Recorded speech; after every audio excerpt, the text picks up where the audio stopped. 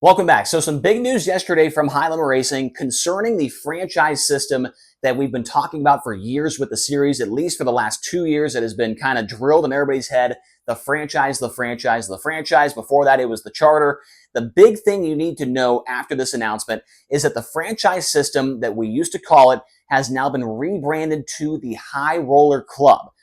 And I think that I like that a lot better than franchise system. I think it meets the branding very well with High Limit Racing as compared to a franchise system. I just think that it works better for the series. It makes a lot more sense. And there's also some things you need to know about this as well, right? So Rico Abreu, at the end of the year, we were all saying, oh, he earned the #1 franchise position. That is not how it's going to be talked about from here on out. It is going to be talked about as a playing card. So the ace, from now on, the highest franchise position will be known as the ace card. It has the highest value attached to it. We know Rico won that.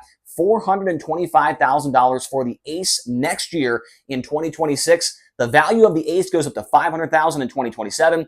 2028, it goes up to $600,000. And 2029, it goes up to $625,000.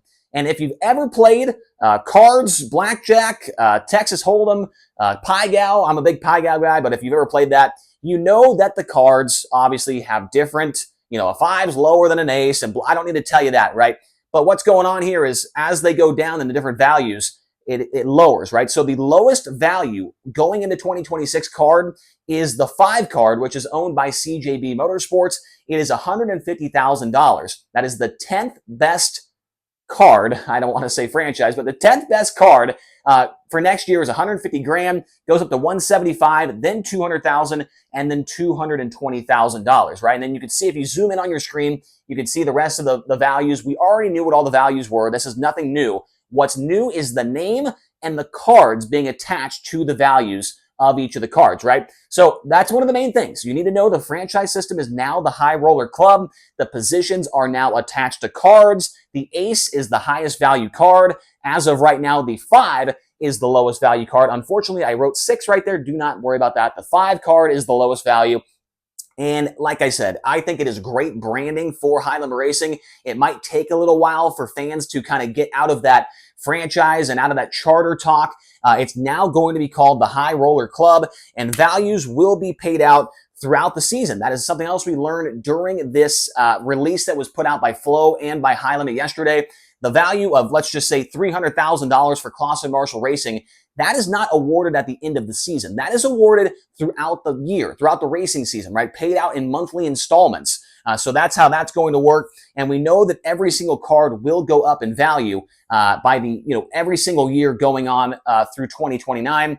At the most it could be with $2.6 million next year paid out for just these 10 cards. Once it gets up to a potential of 15 cards, it would be a $3.7 million to the top 10 cards, and potentially $5 million for the rest of the 5 other cards if those do somehow get issued. You're probably asking yourself, how do you get one of these cards? How do you become a High Roller Club member? Well, I've got those answers for you right here on the board. This was also in the press release.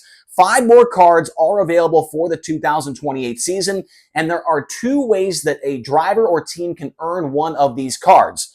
Either they run top 3 in the point standings in 2026 or in 2027. So, for example, Carson Macedo is a guy that a lot of people are talking about right now that could potentially be looking at this and licking his chops thinking, okay, I can get in here. I can run top 3 in points. I've been doing it for the last couple of years on the Outlaw Tour. If Carson Macedo next year comes to High Limit Racing and finishes 2nd in the point standings, he will automatically get one of these cards for 2028. The other way that can happen, let's just say Carson Macedo comes over and he has 2 bad years in his, in his standards, and he runs 5th in points in 2026, and he runs 7th in points in 2027. Then he still will get one of those cards.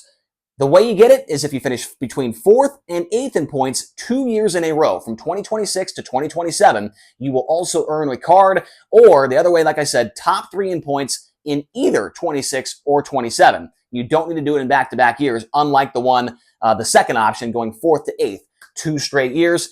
If more than 5 teams meet that eligibility, there will be tiebreakers used in order to determine the next 5 card holders. I do not anticipate that happening. I think Dirt Tracker said it best. I think 2, maybe 3 guys will be able to be eligible for getting these cards. I think it's going to be very tough to beat guys like Rico, guys like Tyler Courtney, Aaron Reitzel, and Brett Marks on a weekly basis and get into that top 3. 4th to 8th, obviously, is a lot more doable. I just don't see 5 guys being able to accomplish that going in the next. Maybe I'm wrong. We'll have to wait and see. But there is a potential that 5 guys could do it. If less than 5 teams meet that eligibility, and let's just say 2 of them do, then High Limit Racing will retain the other 3 cards that are available and use them for later use. I'm not exactly sure how that's going to work yet, but wanted to mention that as well. And then in 2028, any of those new cards that are issued out to 2 or 3, maybe up to 5 teams, those will be reshuffled into the deck. And of course, all of these cards will be switching every single year. So 2026 is what it looks like. But in 2027, potentially, let's just say Tanner Thorson, he's got the 6 card right now. He can move up to the 8 card and be making way more money. And for example, the Book 13, this year they had decent person with the 8 card. Maybe Tanner Holmes has a bad season. He falls back to the number 5 card. It all depends on those rolling 2-year averages, and that is how these cards will be mixed up every single year. That's why every year it matters a lot where you finish at in the point standings with High Limit Racing. Now, the other thing that we learned from this press release is the non-High Roller Club member purse and for the championship, right? How much money those teams will be getting. So let's just say for Danny Sams, for Cy Lynch, for Chase Randall, for Carson Macedo, if he decides to come over, for those 4 guys, let's just say as an example, there is a Joker fund. Those guys will have a Joker card, which does not have one of these values attached to it, but they are Joker card members. That means they're full-time members of the series. There is $1.2 million available for up to 8 different teams. If 8 teams want to join High Limit next year, there is enough money for those 8 teams in 2026 and in 2027. The fund, as I mentioned, $1.2 million.